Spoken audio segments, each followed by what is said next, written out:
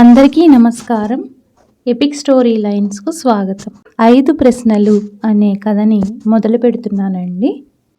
పూర్వకాలమందు కౌశాంబి నగరంలో రత్నాకరుడనే కోటీశ్వరుడు ఉండేవాడు. అతనికి సులోచన అనే ఒక్కగానొక్క ఆడపిల్ల పుట్టింది. సులోచనను తండ్రి ఎంతో గారాబంగా పెంచుతూ వచ్చాడు.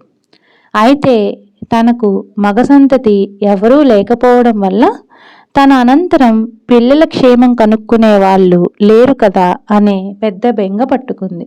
ఈ బెంగతోటే రత్నాకరుడు మంచం పట్టి కొన్నాళ్ళకి చనిపోయాడు. తండ్రి చనిపోవడంతో సంసార భారమంతా సులోచన నెత్తిన పడింది. తను పెళ్లి చేసుకున్నట్టయితే బ్రహ్మాండమైన ఆస్తి అంతా పరుల పాలు అయిపోతుందనే జంకుతో ఆమె వివాహం చేసుకోనే కూడదు అని నిశ్చయించుకున్నది. పురుషుడు ఆమె కంటపడకుండా ఉండే విధంగా ప్రత్యేకించి ఒక భవనం కట్టించుకొని అందులో ఉండసాగింది. సులోచన క్షేమం కోరిన వాళ్ళందరూ ఆమెను పెళ్లి చేసుకొనమని ఒత్తిడి చేయడం ఆరంభించారు.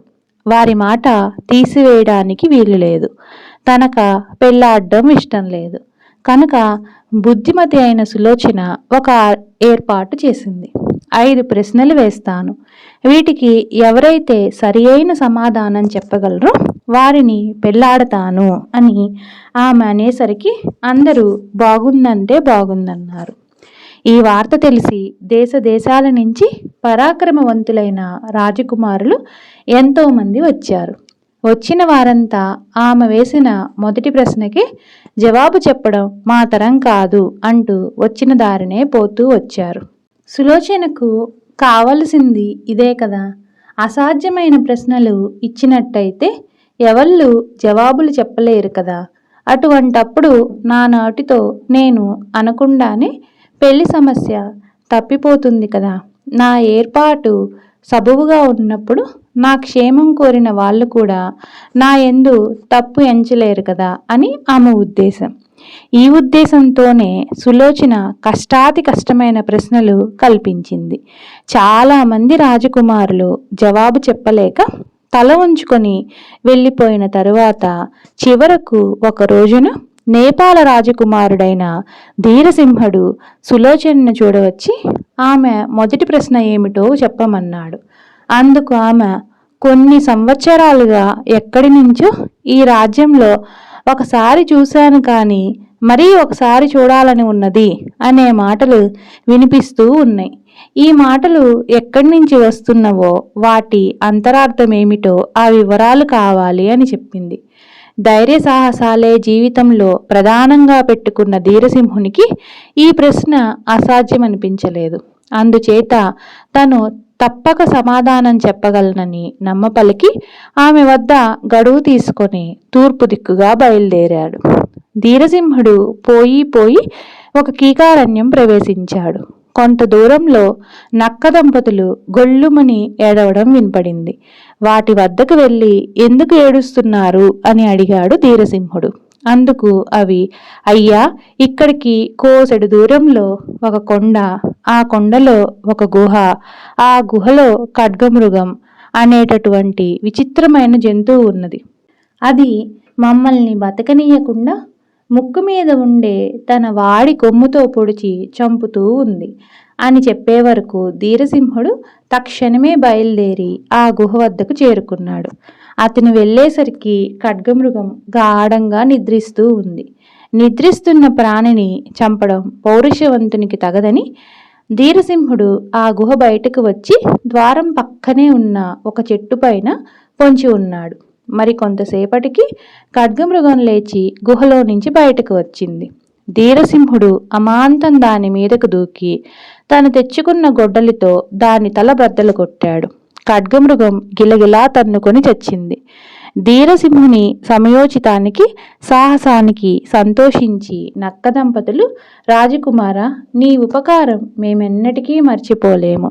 మా వల్ల నీకు కావలసిన సాయం ఏమిటో చెప్పు, చేతులు కట్టుకొని చేయడానికి సిద్ధంగా ఉన్నాము అనేసరికి అతను తను బయలుదేరి వచ్చిన పని నక్క దంపతులతో చెప్పాడు. నక్క దంపతులు, నీ వంటి సాహసికి, యుక్తిశాలికి, ఉపకారికి అసాధ్యమనేది ఏదీ లేదు.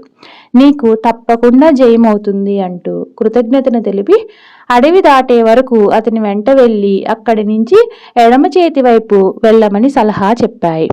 కార్యదీక్ష గల ధీరసింహుడు కాళ్ళు కాలుతూ ఉన్నప్పటికీ లెక్క చేయక మండుటెండలో చాలా దూరం నడిచి వెళ్ళాడు. కొంతసేపటికి అలసట వచ్చి ఒక చెట్టు నీడన చతికిల పడ్డాడు. అప్పుడు అతనికి 2 పాములు కనపడ్డాయి. పెద్ద పాము చిన్న పామును చంపబోతుంది. ఈ అన్యాయం చూసి ధీరసింహుడు చిన్న పామును రక్షించుదామనే ఉద్దేశంతో పెద్ద పామును తన బాణంతో కొట్టబోయే వరకు ఆ 2 పాములు అదృశ్యమై వాటికి బదులుగా 2 గంధర్వులు ప్రత్యక్షమయ్యారు. మీరెవరు? ఎందుకు ఇట్లా కొట్లాడుతున్నారు అని ధీరసింహుడు అడిగాడు. ఓయి రాజకుమార, మేము చిన్నప్పటి నుంచి బద్ధ శత్రువులం. మేము ఒంటిపాటుగా ఉండడం చూచి నన్ను ఇతను హింసిస్తున్నాడు అంటూ చిన్న గంధర్వుడు చెప్పాడు.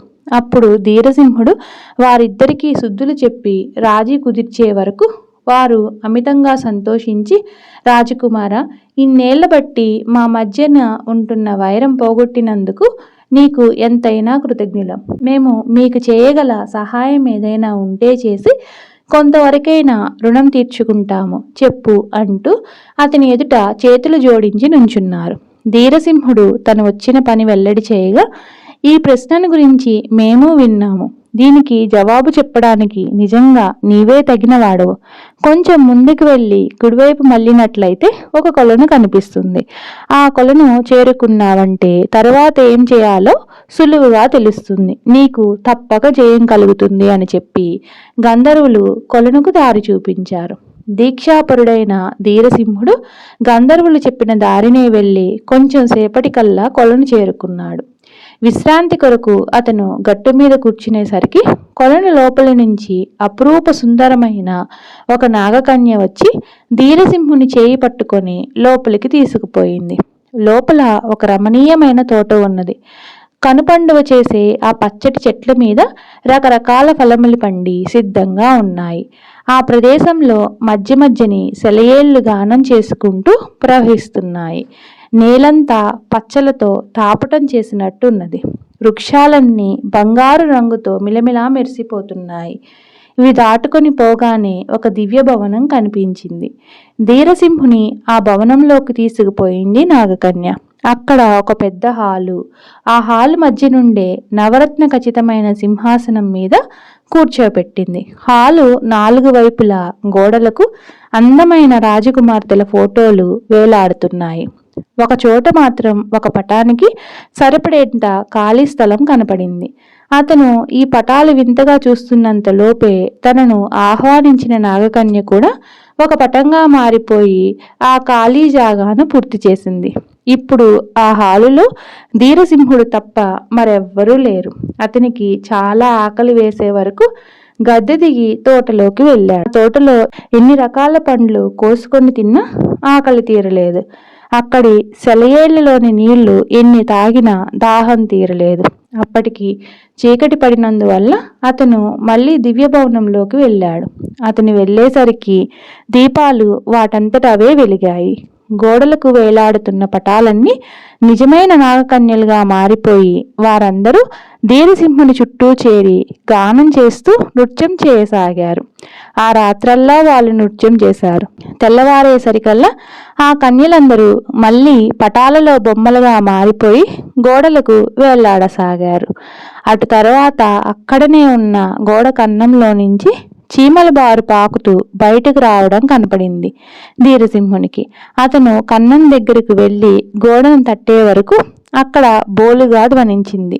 ఆ గోడను కత్తితో పొడిచి బద్దలు కొట్టేసరికి ఒక అర, అందులో ఒక పాత తాళం చెవి కనపడింది. దానితో భవనంలోని ప్రతి గది వరకు వెళ్ళి తెరవబోయాడు. కానీ అది ఏ గదికి పడలేదు. దానితో చివరి నుండే ఈ చిన్న గది మాత్రం తెరవగలిగాడు. అతను ఆ గదిలోకి ప్రవేశించి చూడగా అక్కడ ఒక ఇనుప పెట్టె మాత్రం ఉన్నది.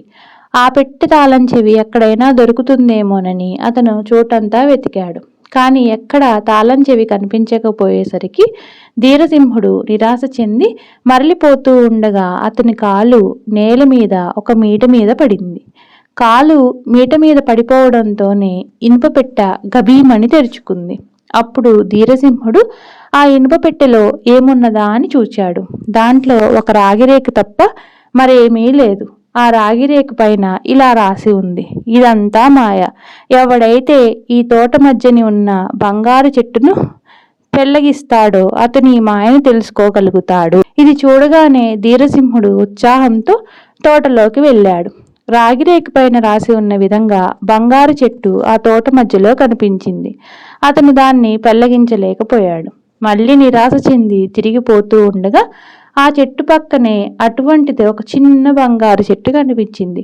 బహుశా రాగిరేకు పైన రాసి ఉన్నది ఈ చిన్న చెట్టు గురించేనేమో అనుకుని ధీరసింహుడు చిన్న చెట్టును పెళ్లగించాడు.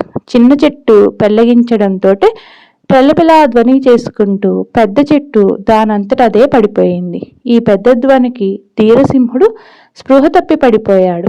కొంతసేపటికి తెలివి వచ్చి కళ్ళు తెరిచి చూడగా అక్కడ తోట లేదు, మేడా లేదు.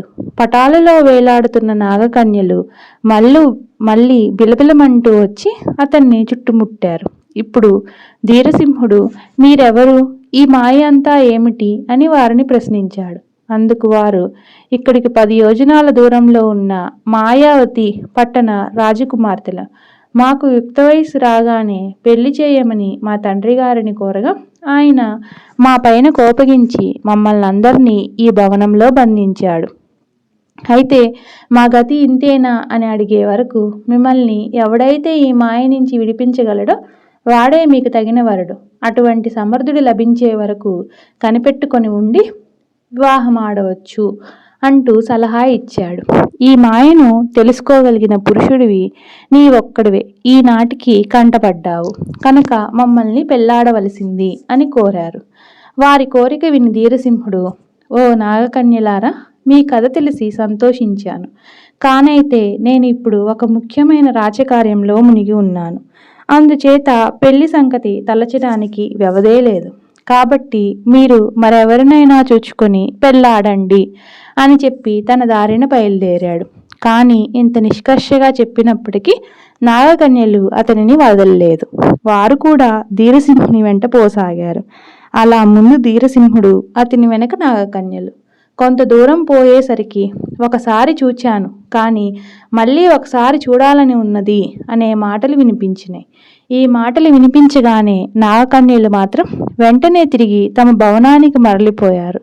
కానీ ధీరసింహుడు ఏ దిక్కు నుంచి ఈ మాటలు వచ్చినాయో ఆ దిక్కుకు పోయి చూచేసరకు దీనావస్థలో ఉన్న ఒక రాజకుమారుడు కనిపించాడు. ఎవరు నువ్వు అబ్బాయి, ఎందుకిలా విచారిస్తున్నావు అని అడిగాడు.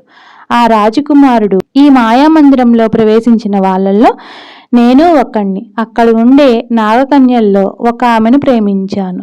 కానీ ఆ భవనం బయటికి వచ్చిన తర్వాత మళ్ళీ అందులో ప్రవేశించడానికి దారి తెన్పు తెలియలేదు.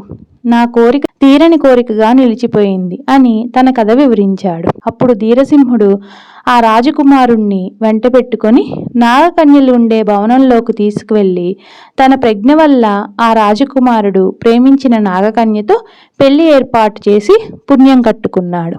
తరువాత అతను సులోచన వద్దకు పోయి మాయా మందిరాన్ని గురించిన చిత్రాలన్నీ చెప్పే వరకు, అవును, నా ప్రశ్నకు ఇదే జవాబు, ఇప్పుడు ఆ మాటలు వినిపించడం లేదు కూడాను అని ఆమె ఒప్పుకొని, సరే, 2వ ప్రశ్న చెప్తాను, రేపు రావలసింది అని చెప్పి అతన్ని సాగనంపింది. ఈ కథ ఇంకా ఉంది, మరలా చెప్పుకుందాం.